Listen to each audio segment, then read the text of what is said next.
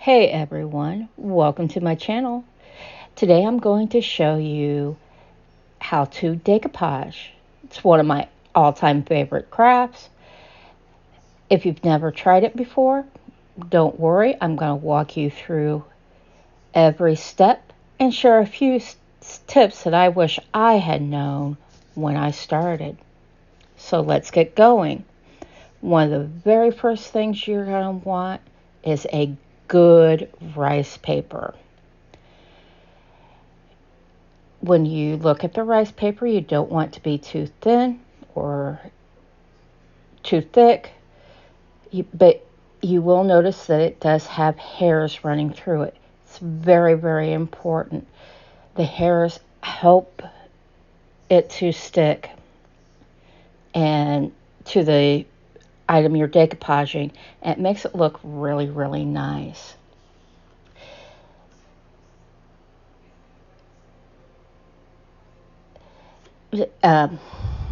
Once you've got your rice paper, you're going to decide what you're going to do and where you're going to put it.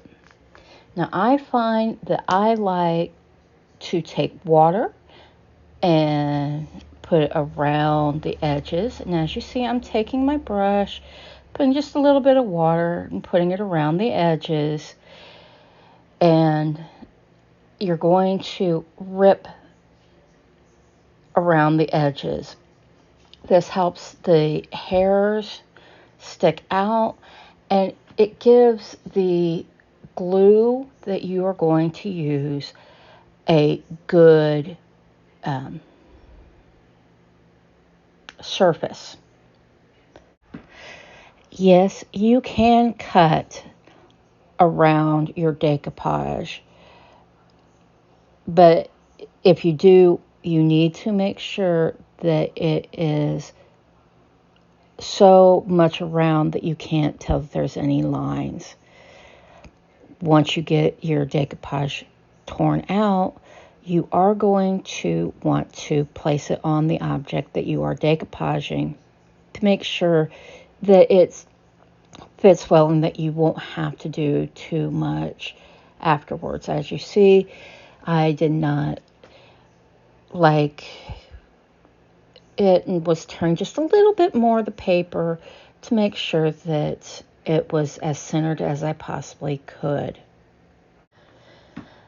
Before you glue anything down, it is really important that you prep your surface. If you're working on wood, glass, or anything dark, giving it a good coat of light colored paint first, white or cream, works great. This helps to cover up any dark spots underneath, so your rice paper design really pops and the color stays bright and clean. I find that when I am painting, I like to go in the same direction. This helps to make sure that you have a clean area to decoupage on.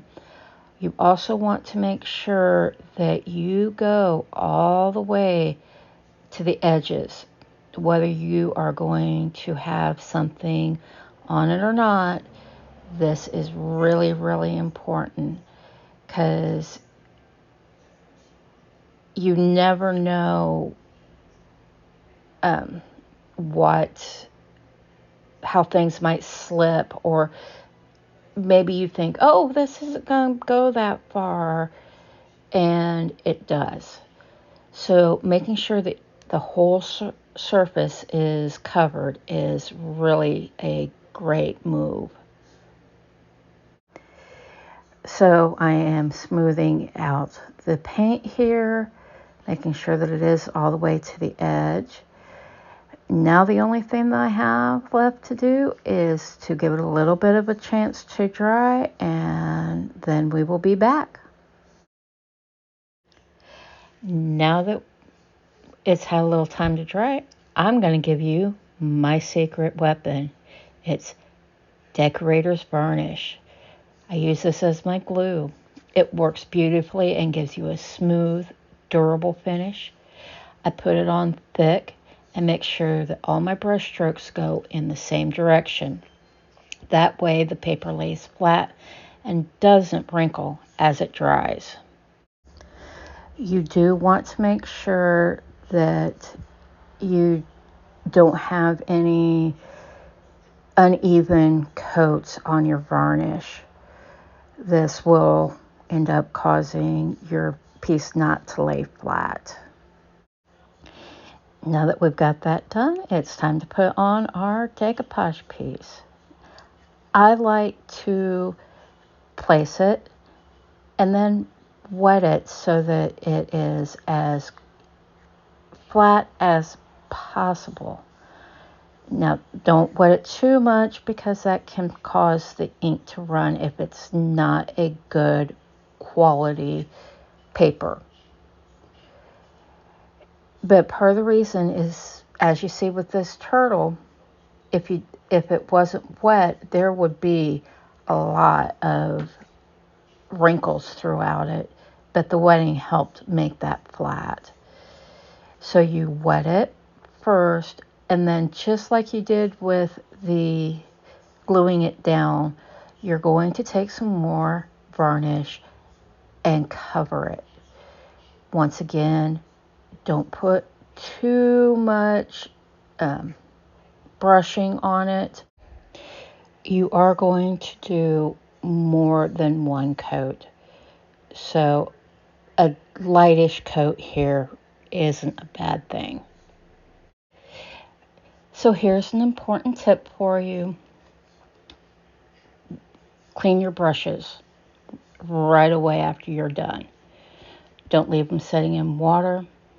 That'll ruin the brush, can loosen the glue that holds them together. Instead, wash them with warm water and soap, lay them flat, and they'll last you for a long time. Now we just have to wait for it to dry. Well, it is now dry, so I like to look at my piece and see if I happen to see any hairs that are sticking out beyond the surface area. If they are, then I will take a piece of sandpaper to it.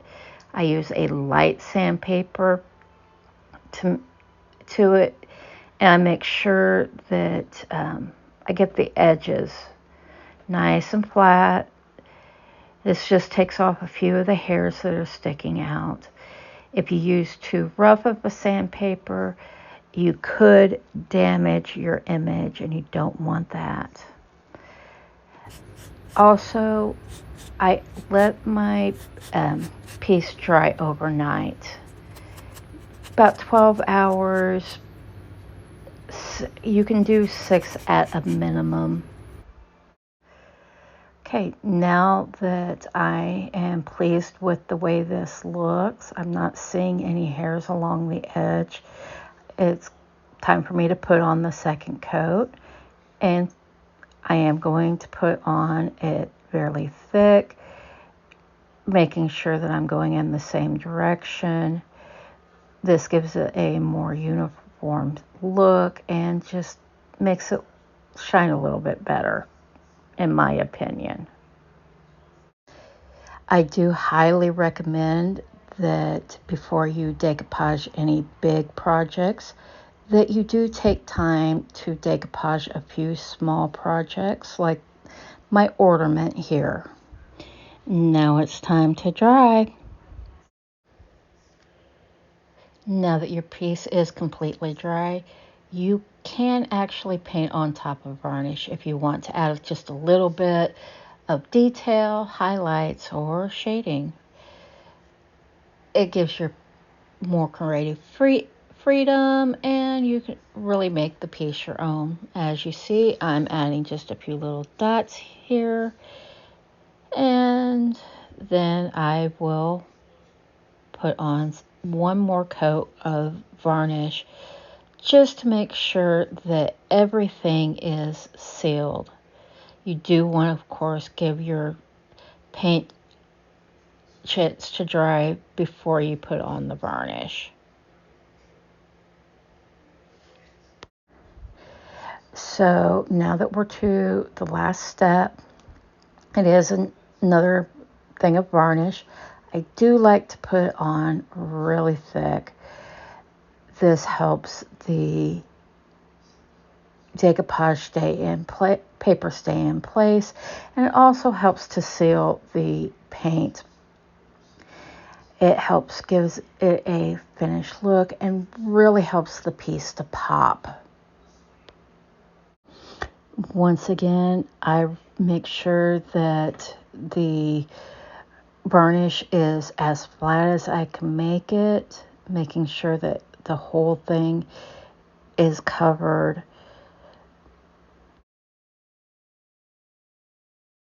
And here is the finished piece, all nice and dry.